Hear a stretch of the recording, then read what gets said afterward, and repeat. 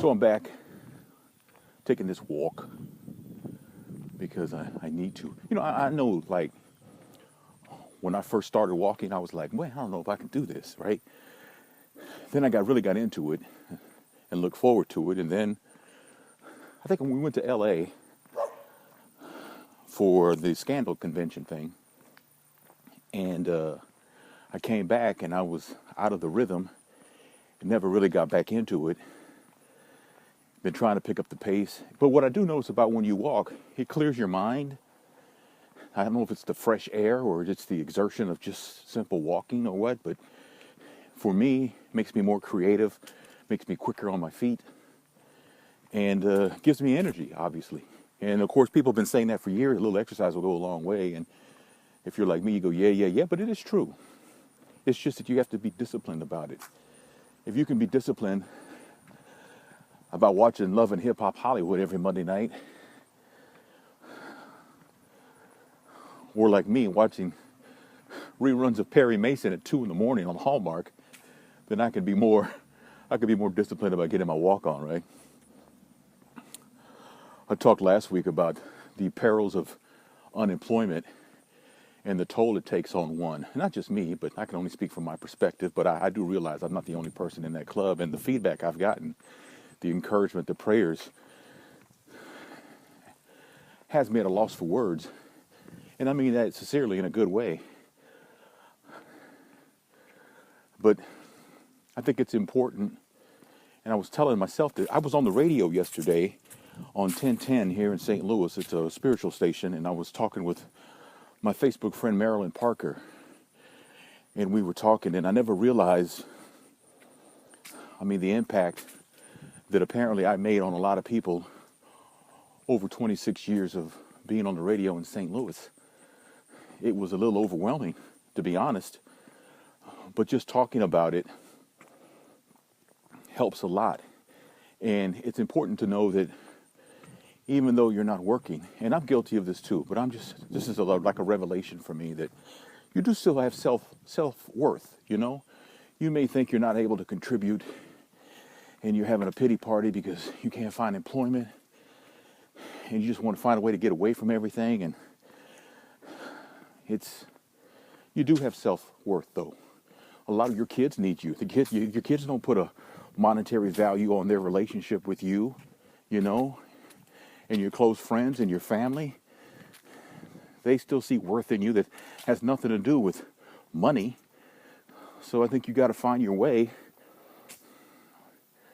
But here's the reality of when you're unemployed and you're having this pity party. And don't get me wrong, I've had them too. And I've cried. I've looked back on mistakes that I made when I was working. But here's what I've noticed, is that you're not going to win the lottery. Chances are very slim you're going to do that. Chances are also slim that a distant relative is going to leave you a couple million in their will and then pass away. It's not going to happen. You're going to have to create your own way. You're going to have to figure it out. The question is, what is it that you want to do? What do you want to do? What are you doing about it? Have you updated a resume? Do you not have the kind of career where a resume is required? I don't know. But if you do have a career that requires a resume, then is it up to date? Are you working it? Are you making contacts? Let me tell you a little secret that maybe you already know. But it's all about who you know. And one of the best places to get in the circle of people isn't Facebook. Facebook is basically old and busted. It really is. Twitter, you're allowed 140 characters. And then, at the end of that tweet, you got to start a new one. But LinkedIn, oh my goodness, LinkedIn. If you're looking to make connections, LinkedIn is the way to go, because I started working my LinkedIn account, and I shouldn't say this, but I will. I really have nothing to lose. But the market manager where I worked at, who let me go, who called me in her office and let me go, I got a request to connect with her. And of course I accepted it, you know. I'm not mad at her, you know. But I also got like a couple of leads. A couple of people want to have lunch with me and see what my media startup, my new media startup can do for them. I'm actually meeting with a publisher of a weekly paper. I mean, I'm doing all kinds of stuff, and with LinkedIn, and it's amazing what that's done, and it actually makes you feel pretty good that, hey, people want to connect with me. Why? Well, it may be as simple as because maybe you know people that they don't know that they want to know, or it may be because what you write about yourself is pretty interesting. You know, you got to take advantage of stuff like that because you do have self-worth. You got to keep in there and keep pitching. I mean, what's the alternative? You know? I mean, when I look at it, it's like, you know, God forbid if I have to lose my house, I'm not going to have anywhere to live. Me or the family, because I can't get an apartment, because to get an apartment, you got to have a job. You got to have income. What am I going to put down that I have? They're going to call your references, so I can't get an apartment. It frightens me. It motivates me. But you got to keep pushing. Yes, I have down days. I'm a human being. There are days that I feel down.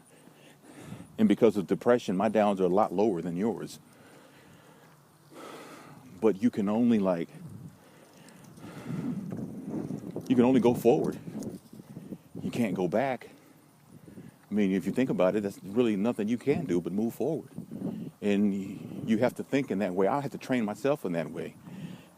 And you may be thinking, why is God letting this happen to me? And I've never really thought, why is God letting this happen to me? My thought has been, God, I'm asking for your help. I'm asking for you to open another door for me. I'm asking you to show yourself, and you say you'd never forsake me and things like that. That's how I look at it. You know, my mom told me God doesn't punish anybody. You might have thought you've done something horrible in your life, and you're being punished for it now. And I used to believe that all the time. But my mother told me God doesn't punish anybody. He died for your sins, so he forgives you. Who else can die for your sins? For your sin, not for their sins, but for your sins. Who else can do that but God? So if that doesn't prove love, man, you have no definition of what love is. Somebody's willing to die for what you did. That's amazing. So I look at it like that, and I tell myself, well, let's get up and do something today. You know? And I'm going to be honest with you. I got out of bed today. It was, 12:15? It was 12:15 in the afternoon. I got up, and I was like, you know what? I could sleep all day, but if I get up and start moving, I'm going to want to start doing stuff. And if I go for a walk, I'm going to get creative, and I'm going to get energy, and I'm going to work on some more projects. And kind of, sort of, and I've said this for a while, and I mean, maybe you don't care, and that's fine, because you got your life, and I understand that. You know, my life can't revolve around you, and you can't revolve around me. I understand that. I do need you. I need your support